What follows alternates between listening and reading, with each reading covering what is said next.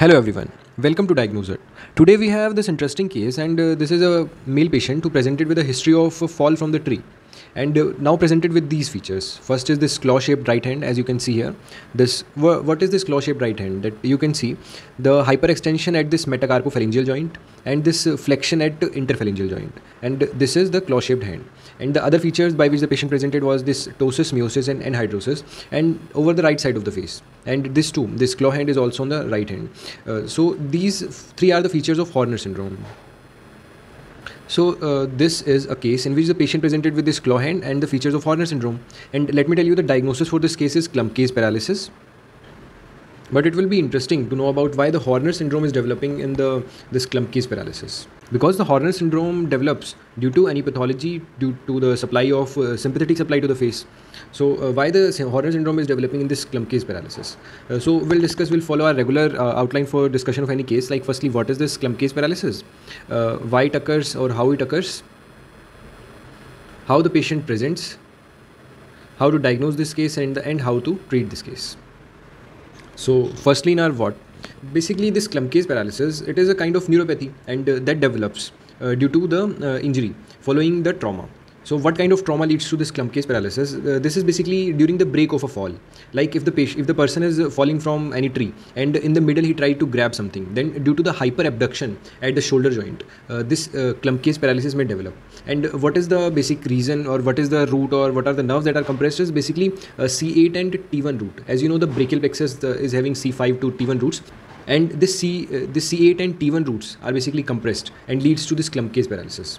So this is a diagram of brachial plexus, and this is showing this C8 and T1 roots. These are the injured for the location of this injury for this Klumpke's paralysis. So what are the nerve injured due to this C8 and T1 injury are this ulnar nerve and this median nerve. So basically the Klumpke's paralysis is a paralysis due to the injury of the C8 and T1 root, and the injury to this median and ulnar nerve due to the hyperabduction of the shoulder joint. Now let's come to this why and how it occurs. We have discussed it, why and how it occurs, the mechanism of injury, and why it occurs. Now let's come to the presentation of the patient, and in the presentation we'll discuss about this Horner syndrome development. So in the presentation of the patient is given in front of you. So the symptoms are the development of this claw-shaped hand.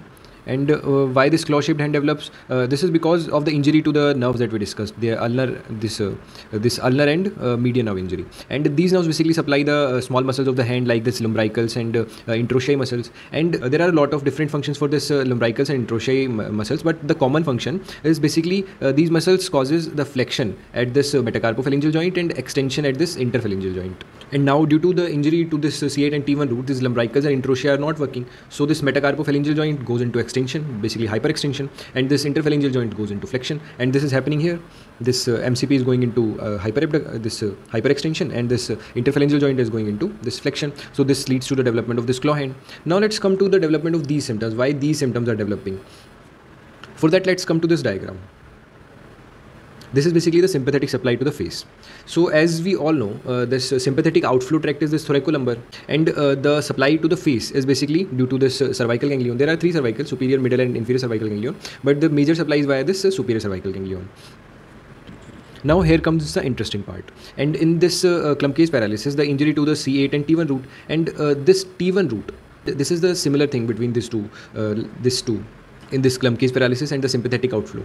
And this T1 root, from this T1, there is this ciliospinal center of Budge. What happens is the input is coming from this midbrain towards this superior, this T1 root. And from the T1 root, the outflow is going. And this T1 root, the outflow from the T1 root is the inflow for this superior cervical ganglion. And from the superior cervical ganglion, the sympathetic supply towards the face is occurring. And now our T1 root is injured.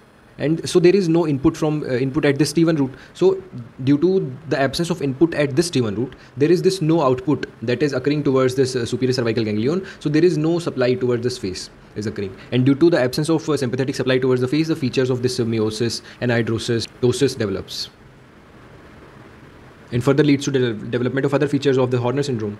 So this is the basic presentation by which this patient presents. The other symptoms is the patient may present with there is radiating kind of pain towards this from shoulder joint towards the arm of the patient. Now let's come to the diagnosis part. And in the diagnosis part, basically the clinical features are sufficient to make the diagnosis of this clump-case paralysis.